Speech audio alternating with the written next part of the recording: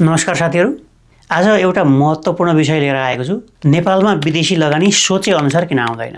गैर आवासीय नेपालीहरूले नेपालमा लगानी गर्न किन सकिरहेका छैनन्? के उनीहरूले नेपालमा लगानी गर्न नचाहेका हुन् कि पैसा नभएर हो? कि नेपालको माया नभएर हो?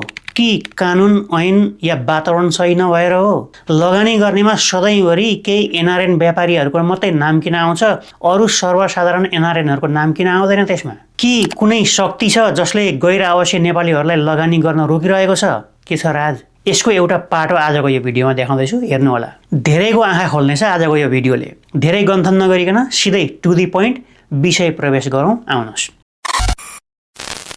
यहाँ मैले देखाएको ऐन हो विदेशी लगानी तथा प्रविधि हस्तान्तरण ऐन 2075। छोटकरीमा अङ्ग्रेजीमा यसलाई FITTA फित्ता ऐन। यो ऐनको उद्देश्यमै लेखिएको छ मुलुकको समृद्धिको लागि, अर्थतन्त्रलाई समृद्ध बनाउनको लागि, लगानी मैत्री वातावरण बनाउनको लागि विदेशी लगानी भित्र्याउनु।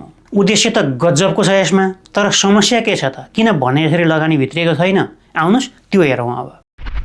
यसको 2 को गमा गैर आवासीय नेपाली भनेको के हो त्यसको परिभाषा राखिएको छ। अनि त्यहीँनिर 2 को यमा विदेशी लगानी भनेको के हो भन्ने कुरा पनि राखिएको छ त्यही। त्यसैको अलिकति तल टमा विदेशी लगानीकर्ता भन्नाले गैर आवासीय नेपालीले गरेको लगानी समेतलाई बुझाउँछ भनिएको छ। कुरा बुझिहाल्नु भयो होला यति भएपछि। यो फित्ता ऐनले नेपाली मूलको विदेशी नागरिक मात्रै होइन, गैर आवासीय नेपालीलाई पनि विदेशी लगानीकर्ताको परिभाषाभित्र राखेको छ। यहाँनिर याद गर्नुहोस्, यहाँ मैले देखाउँदैछु गैर आवासीय नेपाली सम्बन्धी ऐनको 2 को ग अनुसार नेपाली पासपोर्ट बोक्ने र नेपाली नागरिकता नै भएको व्यक्ति पनि विदेशमा कम्तीमा 2 वर्ष बसेको छ भने ऊ पनि गैर आवासीय नेपालीको परिभाषाभित्र पर्छ। नेपाली नागरिकता छ, नेपाली पासपोर्टमै ऊ विदेश घुम्छ, तर ऊ गैर आवासीय नेपाली हुन्छ एनआरएनको यो कानुन अनुसार। त्यसैले सबै एनआरएनहरू विदेशी हुन् भन्ने भ्रम त्याग्न जरुरी छ सबैभन्दा पहिला। जे होस्, एनआरएनले गर्ने लगानीलाई नेपालको यो फित्ता कानुनले विदेशी लगानी मान्छ।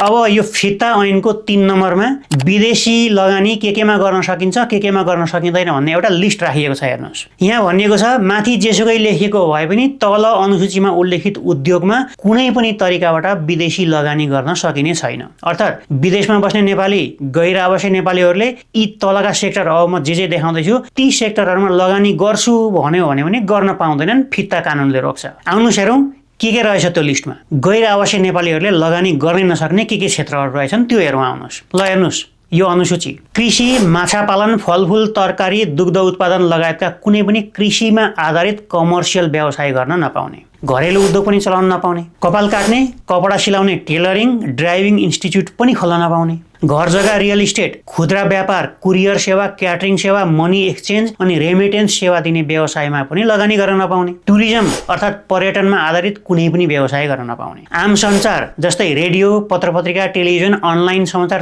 त्यो पनि गर्न नपाउने, accounting, engineering, legal advice, language training, music training त्यो पनि गर्न नपाउने। 51% भन्दा बढी विदेशी लगानी हुने परामर्श सेवा अर्थात् काउन्सिलिङ सर्भिससम्म पनि गर्न नपाउने। अर्थात् गैर आवासीय नेपालीको लगानीलाई विदेशी लगानीको क्याटेगोरीमा राखेको कारण उनीहरूले यी अहिले मैले जुन क्षेत्र भने ती क्षेत्रहरूमा चाहेर पनि लगानी गर्न पाउँदैनन्, फित्ता कानुनले रोकेको छ। अनि संविधानमा चाहिँ यो बारेमा के भनेको छ त्यो हेरौँ, आउनुहोस् एकपल्ट। धारा 14 मा गैर आवासीय नेपाली नागरिकता सम्बन्धी लाइनमा आर्थिक, सामाजिक र सांस्कृतिक अधिकार सहितको गैर आवासीय नागरिकता प्रदान गरिनेछ भनिएको छ। आई रिपिट, आर्थिक अधिकार समेतको। अर्थात् संविधानले भन्छ एनआरएनहरूलाई आर्थिक अधिकार समेत देऊ, तर जब कानुन बनाइन्छ त्यसमा यो गर्न पाउने, यो गर्न नपाउने भन्ने खालको रेस्ट्रिक्सन राखिएको हुन्छ कानुनमा। अनि बाहिर कुरा आउँछ एनआरएनहरूले नेपालमा लगानी गरेनन्, लगानी भित्र्याएनन्, देशलाई माया गरेनन्। यो मात्रै होइन, यो एउटा पाटो हो, अर्को पाटो पनि छ, आउनुहोस् हेरौँ। केही मानिसहरू यहाँ निस्केलान् भन्ने पनि गरेका छन्, यहाँ पनि निस्केलान्। अनि ठिकै छ नि त, सरकारले जेमा लगानी गर्न पाइँदैन भनेको छ त्यसैमा किन लगानी गर्नु पर्यो त? अरू जेमा गर्नु भनेको छ त्यसमा गर्नु नि त, सिद्धि गयो नि। अरू ठाउँ छैन र किन न्यु खोज्नु परेको? प्रश्न सही छ। अब कुरा उठिहाल्यो, आउनुहोस् त्यो पनि हेरौँ। यही ऐनको 3 को 3 मा के लेखिएको छ एकपटक हेर्नुहोस्। यहाँ माथिको दफामा जे लेखिएको भए पनि नेपाल सरकारले नेपाल राजपत्रमा सूचना प्रकाशित गरी तोकेको रकमभन्दा कम रकमको विदेशी लगानी गर्न स्वीकृति प्रदान गरिने छैन। अर्थात् एकातिर यो ठाउँमा लगानी गर्न पाउँदैनौ भनेर एउटा रेस्ट्रिक्सन राखेको छ, अनि अर्कोतिर लगानी गर्न पाउने ठाउँ जुन छ त्यसमा पनि योभन्दा कम रकम लगानी गर्यो भने चाहिँ लगानी गर्न पाउँदैनौ भनिएको छ। अर्थात् लगानी गर्ने भए कम्तीमा यति पैसा चाहिँ लगानी गर्नै पर्छ भनेर लगानीको थ्रेसहोल्ड राखिएको छ। अनि त्यो राखिएको लगानीको मिनिमम थ्रेसहोल्ड कति छ त यहाँ हेर्नुहोस्। पछिल्लो पटक 2079 मा सरकारले यस्तो सूचना निकालेर विदेशी लगानी गर्न न्यूनतम 2 करोड रुपियाँ लगानी गर्नै पर्ने भन्ने नियम बनाएको थियो। यो हेर्नुहोस् यहाँ, यो लिमिट जुन थियो त्यो परिवर्तन हुनुभन्दा अगाडि यो लिमिट 5 करोड थियो। यसको अर्थ एउटा गैर आवासीय नेपालीले करोडौं रुपियाँ लगानी गरेर कमर्सियल एग्रिकल्चर गर्छु भने नेपालमा खेतीपाती गर्छु, सागसब्जी उमार्छु, छेउमा खेतमा माछा पालन गर्छु कमर्सियल, इन्डियाबाट आउने विषादी मुक्त खानेकुराको सट्टामा स्वदेशमै उत्पादित ताजा तरकारी फलफुल मासु माछा खुवाउँछु र नेपालका मान्छेलाई रोजगारी पनि दिन्छु, देशमा पैसा फ्लोट पनि गराउँछु भन्यो यदि भने नेपाल सरकारको यही फित्ता कानुनले अनुमति दिँदैन। अनि त्यही कानुन अनुसार ल ठिकै छ, म नेपालमा एउटा ठुलो टुरिज्म उद्योग खोल्छु, देश विदेशबाट टुरिस्ट ल्याउँछु, नेपालको टुरिज्म उद्योगलाई विकास गर्छु, पैसा र रोजगारीको सिर्जना गर्छु भन्यो भने त्यो पनि पाउँदैन एनआरएनले। गर्न पाउने भनेर तोकिएको क्षेत्रमा पनि लगानी गर्न कम्तीमा 2 करोड रुपियाँ लिएर आयो भने मात्रै अगाडि बढ्न पाउने नियम छ, कानुन छ। अनि विदेशमा बसेका तर थोरै थोरै मात्रै सेभिङ भएका नेपालीहरूले नेपालमा आफ्नो गच्छे अनुसार लगानी गर्छु भन्यो भने के गर्ने हो? उही जे गरेका छन् त्यही गर्ने हो, सरकारलाई गाली गर्ने, बस्ने विदेशमा, अरू त उपाय नै छैन। अब प्रश्न उठ्छ, के ठुला ठुला व्यापारी टन्नै पैसा भएकाहरूलाई मात्रै हेरेर बनाइएको नियम हो त यो? होइन भने साना लगानीकर्तालाई किन पाखा लगाउने काम गरिएको हो? जवाफ कसले दिने? तर यति भन्दै गर्दा यहाँनिर अर्को पनि एउटा नियम छ। अरू क्षेत्रमा यो रेस्ट्रिक्सन छ, तर आईटी क्षेत्रमा फरेन इन्भेस्टमेन्टको बाटो खुल्ला छ। फेरि माथिको प्रतिबन्ध आईटी इन्भेस्टमेन्टमा छैन। अब त्यसमा पनि प्रश्न उठ्छ, कुन क्षेत्र खुल्ला राख्ने र कुन बन्द गर्ने, कुनमा रेस्ट्रिक्सन राख्ने, कुनमा नराख्ने भन्ने नीति चाहिँ के आधारमा बनाइएको होला? के होला त्यसको आधार, प्रभाव के होला? अब यति सुनिसकेपछि कोही न कोही त पक्का निस्किएला र भन्ला, ह्या यस्ता नाथे बाहियात कुरा, मैले त गरिरहेको छु त, कसले रोकेको छ, के कुरा गरेको, थपक्क आएर नेपालमा काम गर्नु नि। ठिकै छ, त्यसको छोटो उत्तर छ, हिजोसम्म नियम कानुन थियो, नियम कानुन नभएको होइन, तर कानुनको पालना भएको थिएन। जसको शक्ति उसैको भक्ति थियो, जसले रिजाउन सक्यो उसलाई कहिले पनि कानुनले पकड्दैन थियो, कसैले मतलबै गरेको थिएन, जे भयो भयो। तर कानुन र नियमको कडा पालना गराउने सरकार आएको भोलिपटक तपाईले अहिलेसम्म गर्दै गरेका त्यस्ता व्यवसायहरू गैर कानुनी घोषणा हुनेछन्। कानुन नहुनु, हुँदै नहुनु र भएको कानुन अहिलेसम्म पालना नभएको दुईटा फरक कुरा हुन्, ती बुझ्नु पर्यो। अनि यही फित्ता ऐनमा भएको अर्को एउटा व्यवस्था हेर्नुहोस्। नेपालमा सरकारले राजपत्रमा सूचना प्रकाशित गरी तोकेको रकमभन्दा कम रकमको विदेशी लगानी गर्न स्वीकृति दिने छैन। यसको अर्थ भोलि कुनै एउटा सरकार आउला अनि राजपत्रमा एउटा सूचना प्रकाशित गर्ला र यो थ्रेसहोल्डको लिमिट 50 करोड बनाइदेला। त्यो बेला के गर्ने? फेरि सरकारलाई गाली गर्ने, बस्ने। सबभन्दा सजिलो उपाय त अहिले नेपालमा त्यही छ। अर्को पनि समस्या छ यहाँ हेर्नुहोस्, फरक यो हो गैर आवासीय सम्बन्धी नियमावली। यसको दफा 11 मा एनआरएनहरूले बसोबास गर्नको लागि, याद गर्नुहोस्, खेतीपाती गर्नको लागि होइन, बसोबास गर्नको लागि तल लेखिएको मात्रामा जग्गा खरिद गर्न पाउँछन् भनिएको छ। यहाँ लिमिट हेर्नुहोस्, अर्थात् एनआरएनहरूले बसोबास गर्नको लागि जग्गा र घर खरिद गर्न पाउँछन्, तर नेपाली नागरिक सरह पाउँदैनन्। त्यसमा पनि रेस्ट्रिक्सन छ, थ्रेसहोल्ड छ।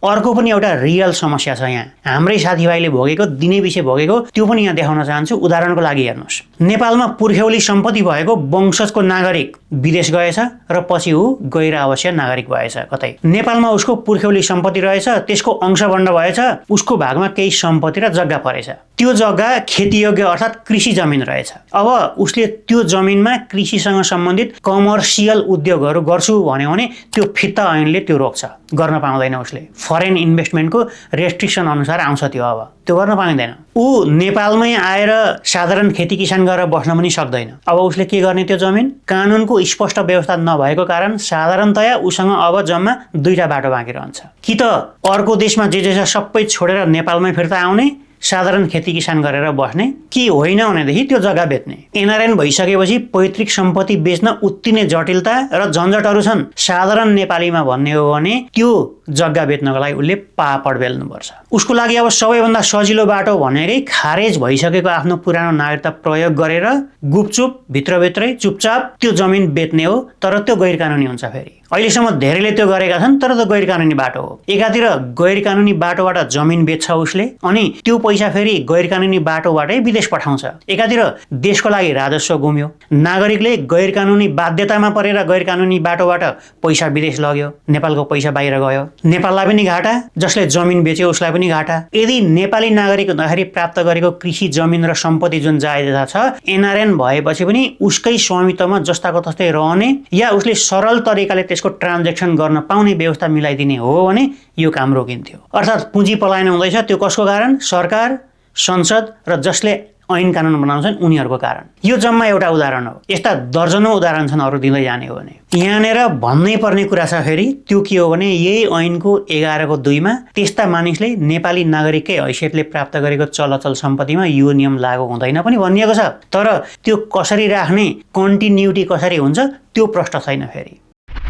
अनि योदेखि बाहेक अरू धेरैको भनाइ छ फेरि के को रुवाई हो, थपक्क त्यो देश छोडेर नेपाल आउनु नि, सकिगयो नि। 20औं-30औं वर्ष बसिसकेको ठाउँमा घर सम्पत्ति इन्भेस्टमेन्ट हुन्छ, त्यो मात्रै होइन परिवार हुन्छ, एउटा बेग्लै संसार बनिसकेको हुन्छ, एउटा युग बितिसकेको हुन्छ त्यो ठाउँमा। जिन्दगीभरि काम गरेर जोडेको रिटायरमेन्ट फन्ड हुन्छ, सोसल सेक्युरिटी फन्ड हुन्छ, 401k हुन्छ, बुढेसकालको सहारा भनेकै त्यही फन्ड हुन्छ उसको। अनि त्यो सबै छोडेर कमण्डलु बोकेर नेपाल फर्किने हो भनेदेखि त्यो मान्छे नेपाललाई झन् भार भएन?